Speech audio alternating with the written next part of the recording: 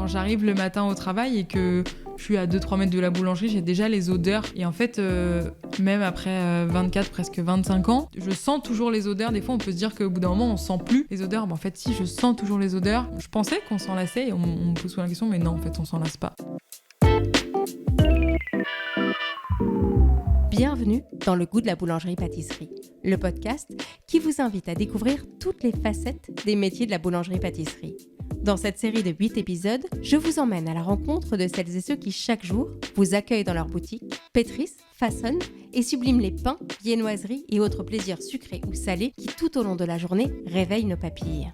Ils sont vendeurs, vendeuses, boulangers, boulangères, pâtissiers, pâtissières, touriers et tourières, et avec eux, nous allons mettre les mains dans la farine pour mieux comprendre la passion qui les anime. Et dans ce premier épisode, c'est au métier de vendeuse que nous sommes plus particulièrement intéressés. Et c'est Morgane, qui travaille dans la boulangerie-pâtisserie de ses parents, située à quelques kilomètres de Lyon, qui a accepté de me révéler les coulisses de son quotidien et de m'ouvrir les portes de son univers. Morgane, pour commencer notre échange, est-ce que je peux te demander de te présenter ? Je m'appelle Morgane Bernardin. J'ai 25 ans dans un petit mois maintenant. Et j'habite en région lyonnaise. Je travaille aujourd'hui avec mes parents à la boulangerie Le Chalet. J'ai fait des études supérieures. J'ai un bac plus 5 dans une grande école de commerce à Dijon. J'ai fait mon master en alternance. Je suis partie étudier à l'étranger, j'ai fait pas mal de choses. Et quand j'ai commencé mes études, j'avais pas vraiment la volonté de me diriger vers aujourd'hui le métier de vendeuse en boulangerie. Mais je voulais vraiment avoir des compétences un peu globales. Donc c'est pour ça que j'ai fait des études dans une école de commerce et des études générales, c'est-à-dire j'ai touché à la fois à de l'économie, de la gestion, du marketing, de la communication, de la comptabilité, plein de choses. Quand j'arrive le matin au travail et que je suis à 2-3 mètres de la boulangerie, j'ai déjà les odeurs. Et en fait, même après 24, presque 25 ans, je sens toujours les odeurs. Des fois, on peut se dire qu'au bout d'un moment, on sent plus les odeurs. En fait, si, je sens toujours les odeurs. Je pensais qu'on s'en lassait et on me pose souvent la question, mais non, en fait, on s'en lasse pas. Bienvenue dans Le Goût de la boulangerie-pâtisserie, le podcast qui vous invite à découvrir toutes les facettes des métiers de la boulangerie-pâtisserie. Dans cette série de 8 épisodes, je vous emmène à la rencontre de celles et ceux qui, chaque jour, vous accueillent dans leur boutique, pétrissent, façonnent et subliment les pains, viennoiseries et autres plaisirs sucrés ou salés qui, tout au long de la journée, réveillent nos papilles. Ils sont vendeurs, vendeuses, boulangers, boulangères, pâtissiers, pâtissières, touriers et tourières, et avec eux, nous allons mettre les mains dans la farine pour mieux comprendre la passion qui les anime. Et dans ce premier épisode, c'est au métier de vendeuse que nous sommes plus particulièrement intéressés. Et c'est Morgane, qui travaille dans la boulangerie-pâtisserie de ses parents, située à quelques kilomètres de Lyon, qui a accepté de me révéler les coulisses de son quotidien et de m'ouvrir les portes de son univers. Morgane, pour commencer notre échange, est-ce que je peux te demander de te présenter ? Je m'appelle Morgane Bernardin. J'ai 25 ans dans un petit mois maintenant. Et j'habite en région lyonnaise. Je travaille aujourd'hui avec mes parents à la boulangerie Le Chalet. J'ai fait des études supérieures. J'ai un bac plus 5 dans une grande école de commerce à Dijon. J'ai fait mon master en alternance. Je suis partie étudier à l'étranger, j'ai fait pas mal de choses. Et quand j'ai commencé mes études, j'avais pas vraiment la volonté de me diriger vers aujourd'hui le métier de vendeuse en boulangerie. Mais je voulais vraiment avoir des compétences un peu globales. Donc c'est pour ça que j'ai fait des études dans une école de commerce et des études générales, c'est-à-dire j'ai touché à la fois à de l'économie, de la gestion, du marketing, de la communication, de la comptabilité, plein de choses super intéressantes. Et puis pendant mon alternance, mes 2 ans d'alternance en master, j'ai travaillé au service communication dans une entreprise de comptabilité à Lyon. Et en fait, être derrière un ordinateur toute la journée, derrière un écran, c'était pas moi. C'était pas ce qui me correspondait, j'étais pas heureuse là-dedans. Donc j'en ai beaucoup parlé avec mes parents et en parallèle de mes études, je travaillais déjà à la boulangerie juste les week-ends, un petit job étudiant.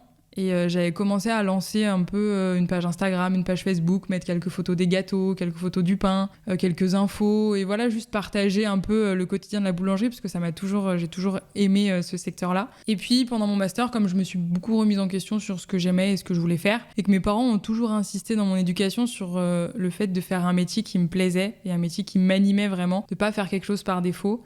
c'était vraiment important pour eux que je m'oriente là-dedans et je leur ai dit que je voulais travailler dans la boulangerie. Et donc du coup, je les ai rejoints pour développer la partie communication digitale, site internet, réseaux sociaux, etc. Et faire aussi de la vente, parce que c'est aussi ce que j'aime et le relationnel client, c'est ce qui me parle et c'est ce qui m'anime aujourd'hui. Donc c'est comme ça que ça s'est fait, que je les ai rejoints. À quoi ressemble ton quotidien ? Est-ce que tu peux me raconter une journée type dans la boulangerie de tes parents ? Une journée type à la boutique, elle est assez rythmée par différents pics d'activité. On va avoir le matin l'ouverture où à 6h30, on va avoir les gens qui s'arrêtent avant d'aller au travail chercher les petites viennoiseries pour le petit-déj du bureau ou chercher le petit-déj pour les enfants le week-end. Et aussi des fois prendre leur repas pour le midi. Donc on a toujours quelques sandwichs. Alors pas beaucoup, on en a 3-4, des sandwichs simples, du poulet, du jambon emmental, du tomate mozza, voilà, mais où en fait ils prennent leur repas pour le midi, ils s'arrêtent et c'est pour ça que c'est important d'avoir toujours quelques sandwichs le matin. En tout cas, nous, on en a toujours.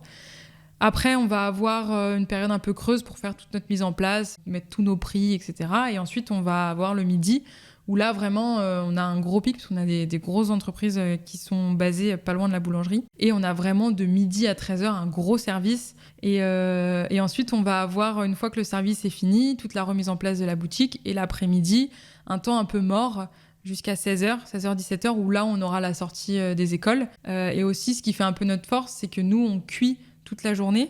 J'ai mon papa qui revient cuire tous les après-midi du pain, donc il y a du pain chaud entre 16h et 18h chez nous, et ça les gens le savent.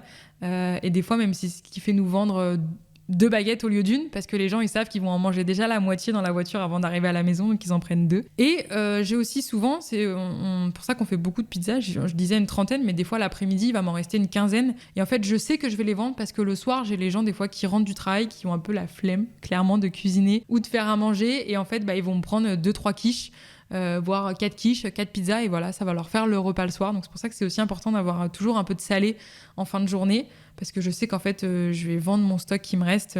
Donc non, on a vraiment en fait on vend toute la journée de tout, et c'est ça aussi qui est chouette. Monsieur, bonjour. Qu'est-ce que vous... Bleu noix ? Non, j'ai plus. J'ai chorizo thym, olive feta, tomate chèvre. Avec ça, ce sera tout. Qu'est-ce qui te plaît tant dans ce métier ? Conseiller les clients. Vraiment, j'adore parler des pains que je fais. D'autant plus que maintenant, j'ai passé mon CAP, donc j'ai vraiment des bases sur la technique, sur les farines, sur comment le blé est récolté, comment il est moulu, comment ça fonctionne un moulin, etc. Et vraiment, conseiller les clients sur les pains. En fait, je connais par cœur tous nos pains et l'histoire de chaque pain, vu que je les ai faits en fait, pendant 3 mois avec mes collègues. Je sais comment ils sont faits, je sais comment ils sont façonnés, et vraiment, je pourrais en parler, je pourrais parler de farine, de blé, c'est hyper intéressant, c'est hyper vaste comme domaine. Et en fait, vraiment, ouais, j'adore vraiment ce côté-là de connaissance en fait, de mes produits. Aujourd'hui, je pense que ce qui est important, c'est de réussir à donner envie aux clients de tester des fois des nouveaux pains, des nouveautés qu'on va faire, de les faire aussi des fois peut-être sortir un peu de leur zone et de leur dire « mais si, allez-y, goûtez et vous me direz ». Goûtez et vous revenez demain ou vous revenez ce week-end et vous me direz ce que vous en avez pensé. Et allez, 90% du temps, 95% du temps, les gens reviennent et me disent « ah mais oui, mais c'était super bon ». Et en fait, de leur donner envie, de leur raconter l'histoire du pain, de leur dire, bah là, vous allez pouvoir le manger, le pain aux noix, bah, il va se marier très bien avec du fromage. Le pain de campagne, bah, pareil, il va se marier très bien avec la charcuterie. Si vous voulez plusieurs sortes de pain, bah, prenez un pain aux fruits, un pain aux noix. Vous verrez, c'est des petits pains, je vous le tranche, comme ça, vous n'aurez pas à le faire. Et en fait, leur expliquer ce qu'ils pourront faire avec leur pain, comment ils vont pouvoir le conserver, comment ils vont pouvoir le manger, qu'est-ce qu'il y a dedans, quelles graines il y a dedans, qu'est-ce qui va le mieux se marier avec ce qu'ils ont prévu de faire et avec leur planning du week-end, et voilà. Donc en fait, c'est cette envie-là, c'est ce qui va donner au client que je suis en train de servir, le convaincre d'acheter ce pain-là. Et c'est ce qui va en fait donner envie à mes autres clients qui vont être à côté, qui vont me voir, qui vont se dire « ah ok, je vois qu'elle connaît son pain ». Je l'entends, je le vois, je le ressens. Elle connaît, elle sait de quoi elle parle. C'est vrai que ça pourrait être pas mal. Moi, ce week-end, j'ai acheté un petit fromage à ma fromagerie, un petit fromage bien coulant, etc., qui est là. C'est vrai que ça pourrait être pas mal que je le marie avec ça. Et en fait, voilà, ou des fois, j'ai des clients qui me disent j'ai plein de tapenades, Et en fait, toujours leur proposer des nouveautés et leur faire goûter et réussir à leur dire faites-moi confiance. Et c'est ça qui fait aussi un peu notre différence et notre force en tant que vendeur, de leur dire « Allez-y, vous pouvez me faire confiance, je sais qu'il n'y aura pas de souci, vous pouvez partir là-dessus. » Et du coup, les gens souvent nous font confiance. Ils disent « Bon, allez, je teste. » Et ils sont rarement déçus parce qu'après, ils reviennent, ils disent « Ah mais oui, mais c'était super bon. Et là, du coup, non, j'en ai plus. Ah, mais vous avez plus ce pain-là ?» mais... Donc non, c'est vrai que c'est l'envie et le fait de raconter une histoire, des fois peut-être en allant un peu loin, hein, mais en fait, les gens, ils nous regardent avec des grands yeux et ils se disent « Ah ouais, mais c'est super. » Ouais, on m'a dit pour combien? Pour 4? Alors les glaces, ça va être frigo de gauche. Pour 4, il va me rester le sous-bois, sorbet mûr, sorbet fraise, sorbet framboise, pain de gêne. Je vais avoir le vacherin, glace vanille, sorbet fraise. Et pour 4, je vais avoir aussi le nougat glacé. Vous l'avez déjà goûté, le sous-bois ou pas? Comment tu le définirais, ce métier? La vente, c'est du contact client et c'est du relationnel. Aujourd'hui, nous, la relation qu'on va entretenir avec notre clientèle, elle est assez proche quand même. C'est une relation vraiment de proximité parce qu'en fait, je connais un peu tout de mes clients. C'est-à-dire que je sais combien d'enfants ils ont, je sais quel âge ont leurs enfants, je sais les allergènes, justement les allergies qu'il y a dans la famille, je connais les anniversaires, je connais les dates un peu clés de leur vie, entre guillemets, puisque ils vont venir m'acheter un gâteau pour l'anniversaire, ils vont venir m'acheter un gâteau pour fêter le départ. Là, j'ai eu le week-end dernier un client qui a son fils qui part étudier aux États-Unis, donc il voulait un gâteau avec un drapeau des États-Unis, tout ça. Donc on a l'histoire vraiment un peu de tous nos clients. Je sais, j'ai des clients... Quand on est arrivé il y a 11 ans, j'ai des dames qui étaient enceintes. Et en fait, aujourd'hui, elles vont avoir leur fils ou leur fille qui rentre au collège ou qui rentre en CP. Voilà. Donc, on voit vraiment les enfants grandir. Et puis, on voit un peu toutes les étapes aussi, justement, de leur vie. Voilà, leur fils qui va venir pour la première fois tout seul acheter sa baguette de pain, alors qu'avant, il venait toujours avec sa maman, son papa. Donc, les premières fois tout seul, c'est un peu chez nous qu'elle se passe, à manipuler l'argent, à payer avec la carte, etc. Donc, on a vraiment un peu toutes les étapes de la vie des clients. Et puis, en fait, les clients, on les voit tous les jours. Et c'est vrai que nous, on est ce commerce-là de proximité où on a vraiment une fidélité quotidienne des clients. Donc, c'est ça qui est vraiment chouette, c'est de se dire, en fait, je connais quand même beaucoup de choses de mes clients. Et ouais, on a vraiment une relation assez proche et en fait quotidienne. Il y a un moment que j'imagine un peu clé dans la journée, c'est la mise en place des produits. Comment ça se passe? C'est quoi les astuces pour faire une belle vitrine et pour donner envie? Nous, la mise en place dans la boutique est très importante, surtout qu'on a une grosse banque de froid et une grosse vitrine de pain. Donc la mise en place, je la fais personnellement tous les samedis matins avec ma maman. Et c'est vrai qu'on arrive à 6h pour ouvrir la boutique à 7h. Et de 6h à 7h, on n'arrête pas. Donc, c'est-à-dire que pendant 1 heure, on fait la mise en place. Donc le pain, ma maman fait la pâtisserie, moi je fais la viennoiserie. Et en fait, c'est ce qui va tout de suite, dès que le client y rentre. Moi, ma mère, elle m'a toujours dit, c'est la quantité qui fait vendre. Et c'est vrai. Et alors après, nous, on a des quantités parce qu'on écoule aussi beaucoup de quantités. Donc, on a besoin de cette quantité-là. Elle n'est pas juste là pour faire joli. Mais c'est vrai que je prends énormément de plaisir à mettre en place mes croissants, mes brioches tous les samedis matins. Et pourtant, je fais peut-être tous les matins la même mise en place. C'est-à-dire que je mets les brioches aux pralines et les brioches au chocolat tous les samedis matins au même endroit. Et de la même manière. Mais en fait, j'adore le faire. Pour moi, c'est important que chaque produit soit toujours... bien mis en valeur, et c'est ce que j'essaye d'apprendre à notre apprenti ou à nos jeunes qu'on a le week-end, quand des fois je travaille avec eux, de leur dire tu vois là t'as une baguette qui est toute seule, là t'as machin, rassemble ton pain, qu'il y ait toujours cette idée de quantité, cette idée il y a de la marchandise, et je sais qu'en mettant mes brioches le matin à cet endroit-là je vais les vendre, mais si je les laisse toute la journée là, l'après-midi je vais pas les vendre à cet endroit-là, il faut que je les change d'endroit.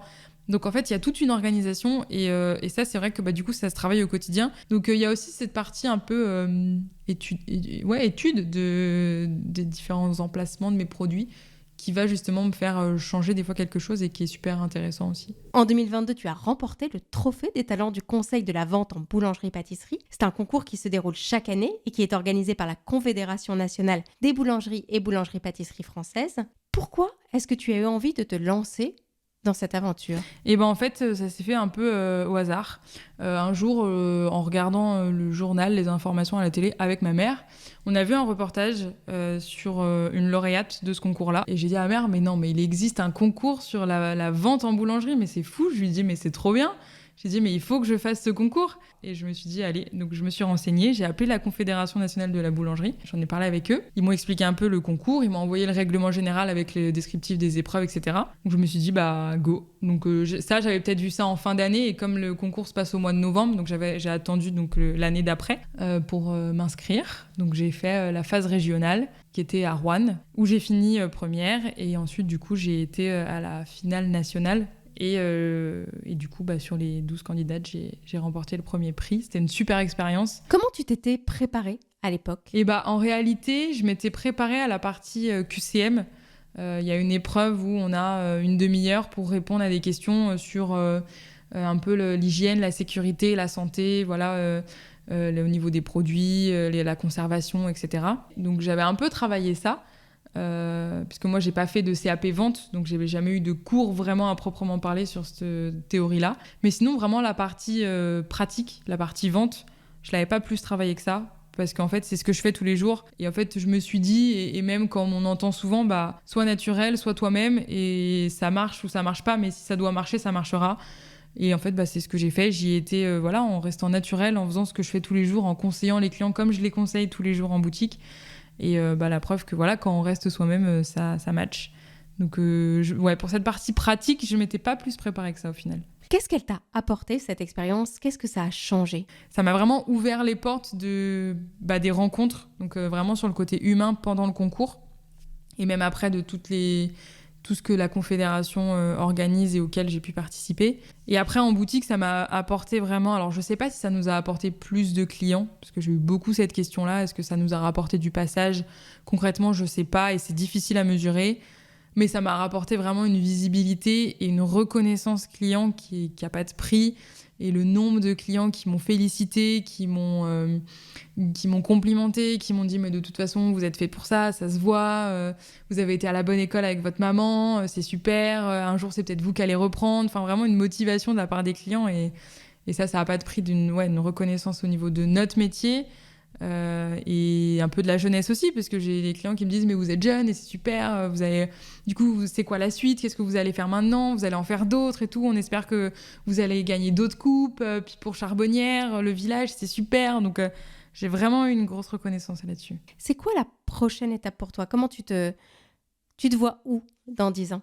Je sais pas, parce que il y a quelques jours, ma maman m'a renvoyé une photo de quand on est arrivé à Lyon il y a 11 ans.